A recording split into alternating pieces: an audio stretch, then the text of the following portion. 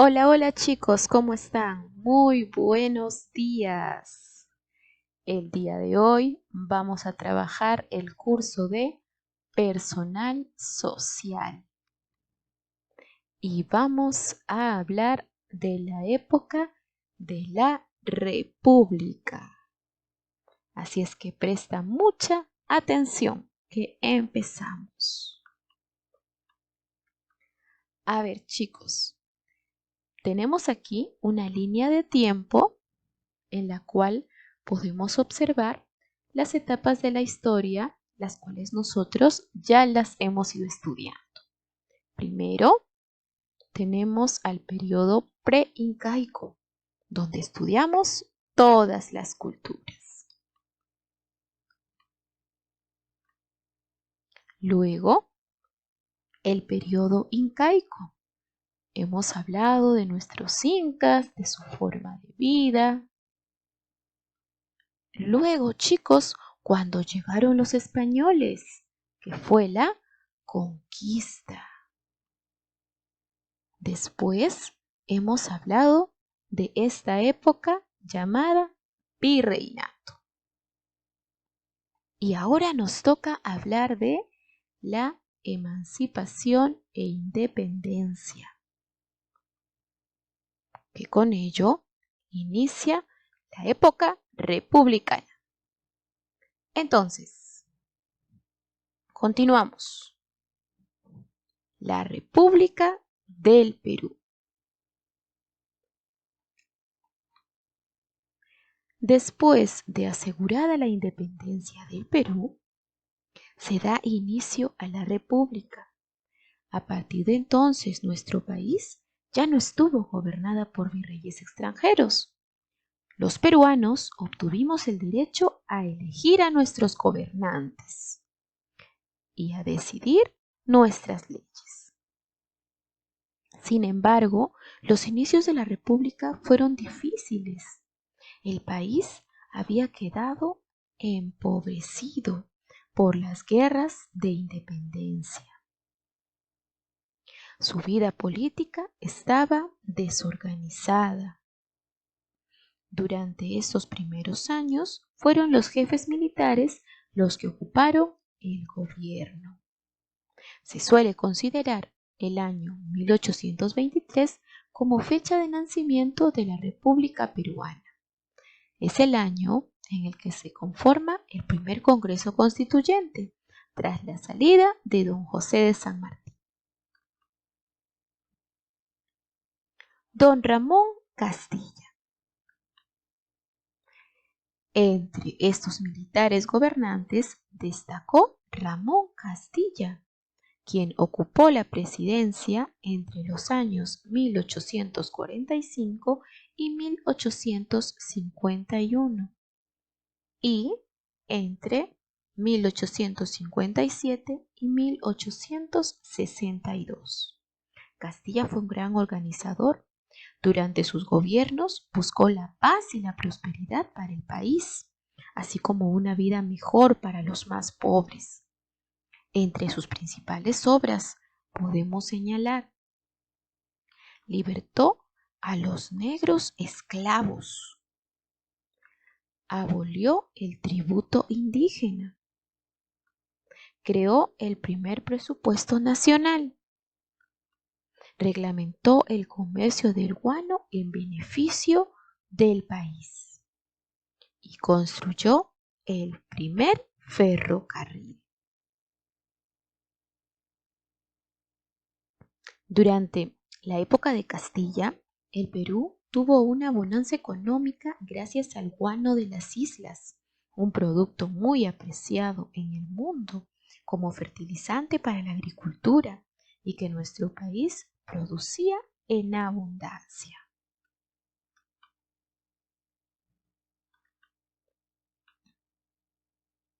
La Guerra del Pacífico.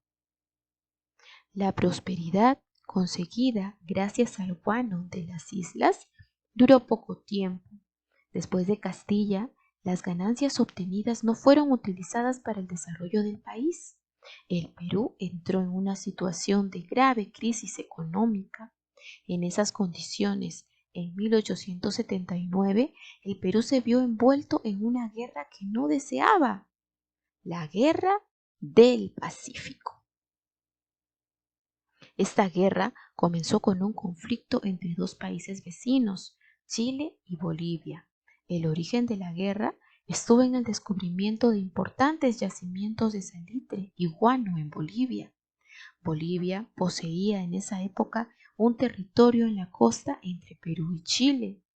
En 1879, Chile invadió ese territorio boliviano.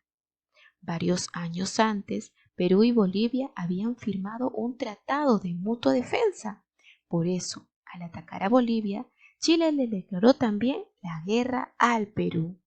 De esta manera, se inició un conflicto que duró 4 años, en el que se produjeron luchas en el mar y en la tierra, debido a la situación de crisis en que se encontraba el país y a la superioridad del armamento chileno. El Perú fue derrotado en esa guerra, a pesar del valor y el heroísmo con el que los peruanos defendieron el territorio nacional.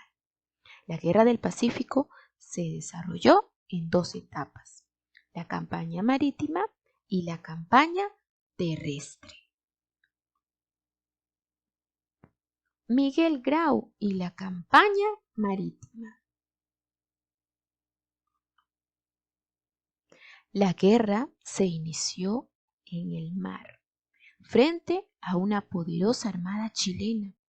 El Perú contaba con solo 2 buenos barcos, el Huáscar y el Independencia. La escuadra chilena inició la guerra naval bloqueando el puerto peruano de Iquique.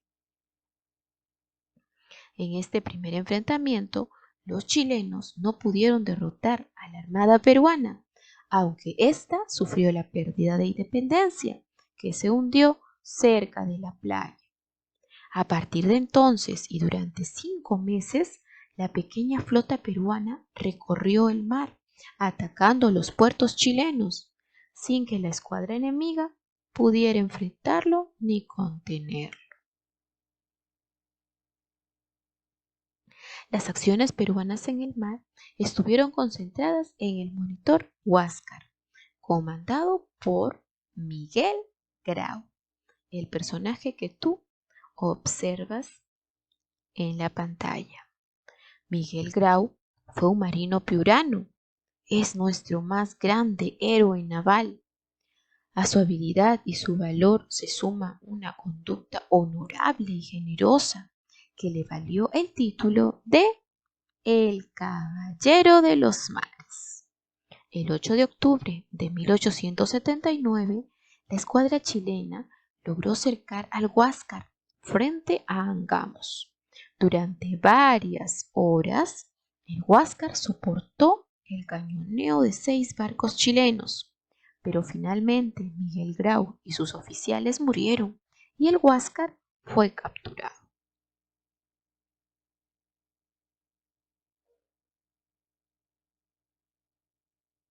Francisco Bolognesi y la batalla de Arica. Después de los primeros enfrentamientos en tierra, las tropas peruanas se retiraron de Arica, instalándose alrededor del morro que hay en ese lugar. El comandante general en Arica era el coronel Francisco Bolognesi. Los chilenos, con un ejército de 7.000 hombres, bombardearon sin cesar a los peruanos, que solo contaban con 1.600 soldados. Bolognesi recibió de los chilenos el pedido de rendición. A pesar de la difícil situación de las fuerzas peruanas, Bolognesi se negó a capitular, diciendo: «Tengo deberes sagrados que cumplir, y los cumpliré hasta quemar el último cartucho». Al amanecer del 7 de junio del año 1880, los chilenos se lanzaron al asalto del Morro. Bolognesi murió en el combate, al igual que cientos de soldados y oficiales peruanos. Andrés Avelino Cáceres y la campaña de la Sierra. Después de la batalla de Arica, todo el sur del Perú quedó en manos de Chile. Las tropas chilenas avanzaron hacia Lima y luego de vencer a los peruanos en San Juan y Miraflores, ocuparon la ciudad. Las tropas peruanas quedaron a cargo del coronel Andrés Avelino Cáceres, quien se retiró a la sierra y organizó la resistencia al invasor, recurriendo a campesinos indígenas. A pesar de estar mal armados y poco entrenados, los hombres de Cáceres sostuvieron la lucha durante 3 años, antes de caer derrotados en la batalla de Huamachuco.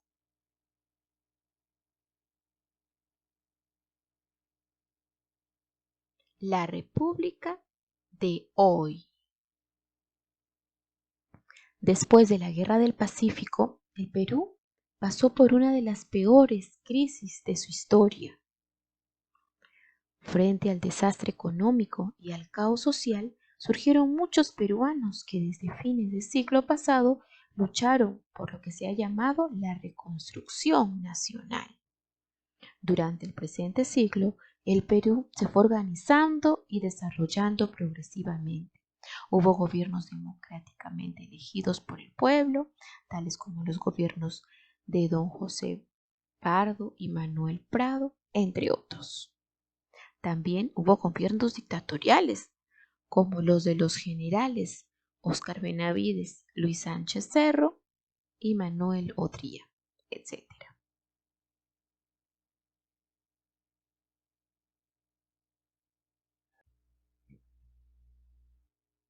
La Constitución peruana.